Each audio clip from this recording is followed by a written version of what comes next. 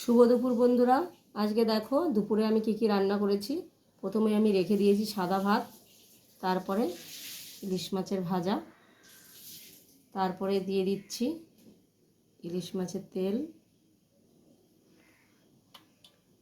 তারপরে দিয়ে দিচ্ছি ওল ভাজা, তারপরে দিয়ে দিচ্ছি পোস্ত দিয়ে লাল শাক ভাজা, তারপরে দিয়ে দিচ্ছি বিলিতি আমড়া দিয়ে টক ডাল, তারপরে দিয়ে দিচ্ছি বেগুন দিয়ে আলু দিয়ে ইলিশ মাছের পাতলা ঝোল করেছি কাঁচা লঙ্কা দিয়ে। আজ এই পর্যন্তই।